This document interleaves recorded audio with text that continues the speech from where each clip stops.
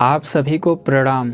इस संसार में अधिकतर लोगों के मन में ऐसे प्रश्न उठते रहते हैं कि अगर ईश्वर निराकार है तो क्या मूर्ति पूजा नहीं करनी चाहिए? मूर्ति पूजा व्यर्थ है।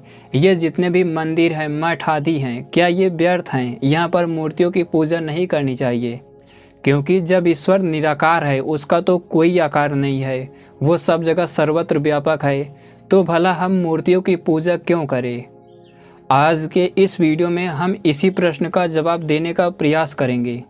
तो आइए वीडियो को शुरू करते हैं। मैं हूं अद्वैत और आप देख रहे हैं महान क्रांति यूट्यूब चैनल।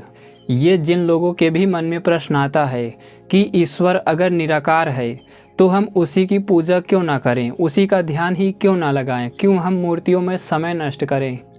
देखिए, एक तरह से आप सही हैं। ये जो ईश्वर है वो तो निराकार है, उसे ध्यान में स्थित होकर ही पाया जा सकता है, जाना जा सकता है।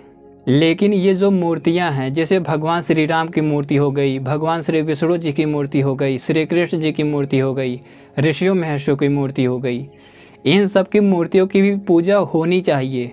अगर आप मंदिरों में जाएं, इनकी मूर्तियों के सामने झुकें, तो आप लोग ऐसी भावना के साथ झुके कि जैसे अगर भगवान श्री राम की मूर्ति हो तो वहाँ पर भी एक लक्ष्य बना के आए कि भगवान श्री राम जैसा एक वैज्ञानिक बनना है, मुझे भी उनके जैसा त्यागी बनना है, मर्यादा पुरुषोत्तम बनना है, ब्रह्मचारी बनना है।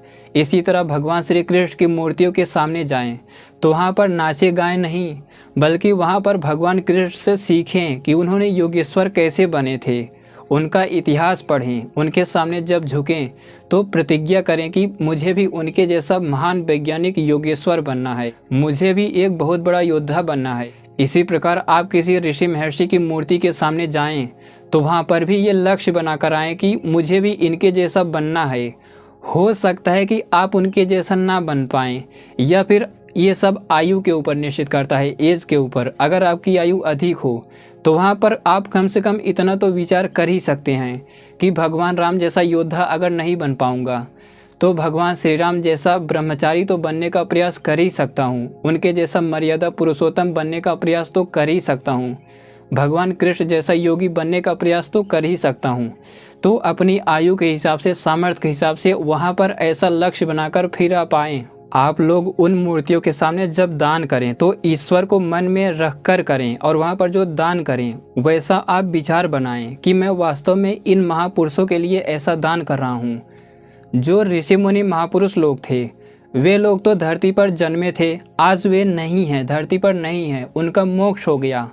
लेकिन जो ईश्वर है वो सब जगह सर्वत्र है, तो ध्यान में स्थित होकर उसे खोजना चाहिए, नित्य प्रति संध्या करनी चाहिए।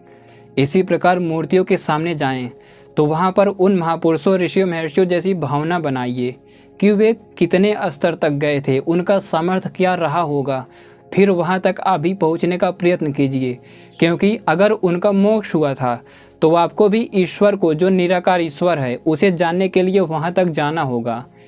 यहाँ पर मैं एक बात और कहना चाहता हूँ, ये जो ऋषियों, महर्षियों, महापुरुषों के अतिरिक्त और भी जो कुछ ऋषिकाएँ हैं, विदुषियाँ हैं, उन पूर्वजों के अतिरिक्त जितने भी मूर्तियाँ बनाई जाती हैं, जहाँ पर बलि दी जाती है, इन सब का मैं सीधे विरोध करता हूँ। ये सब मलेच्छता आज भी सनातन धर्म में अपनाई जा रही है। कुछ लोग खुद को सनातनी कहकर ऐसी क्रिया कुकर्म कर रहे हैं, तो मैं इसका घोर विरोध करता हूँ। ये सब गलत है। अधिक से अधिक इतना कह सकता हूँ कि जो अपने ऋषि मुनि महापुरुष थे, ऋषिकाएँ थी, केवल उनकी मूर्तियों तक सीमित रहो, बाकी लोगों से बचने का प्रयास करो। जिनका इतिहास वर्तमान में उपलब्ध हो उन्हें पढ़ने का प्रयास करो, उनके जैसा बनने का प्रयास करो। मूर्ति पूजा तभी सक्षम है, तभी सफल है, जब आप उस मंदिरों के, उन बड़े बड़े मंदिरों का पैसा अनुसंधान केंद्रों में लगाएं, वैदिक विज्ञान के लिए लगाएं, वेदों के लिए लगाएं, और साथ ही उन ऋषियों, महर्षियों, महापुरुषों जैसा बनने का हर संभव प्रयास करें। तभी मैं मानता हूँ कि मूर्ति पूजा आपकी यथार्थ है, अन्यथा उसका कोई महत्व नहीं है। और इन मूर्तियों के माध्यम से, ऋषियों, महर्षियों, महापुरुषों के माध्यम से उस ईश्वर को खोजने का प्रयास कीजिए, सृष्टि को जानने का प्रयास कीजिए। वे ऋषि मुनि जिन अस्त्र शस्त्रों को बनाते थे उनकी तरफ ध्यान दीजिए। वे महापुरुष लोग जैसे लड़ते थे उनके भी जैसा बनने का प्रयास कीजिए। जब ये सब होगा, आगे चलकर आप ऐसी क्रिया कर पाएंगे, इन सब के आचरणों पर चल पाएंगे, तो आपकी मूर्ति पूजा यथार्थ है, होनी चाहिए, अन्यथा इसका कोई महत्व नहीं है।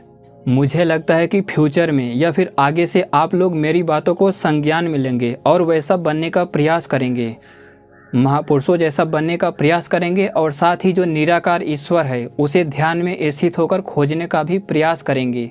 नित्य प्रति आपकी दिनचर्या यही होनी चाहिए। तो मुझे लगता है कि वीडियो आपको अच्छा लगा होगा। वीडियो को पूरा देखने के लिए धन्यवाद।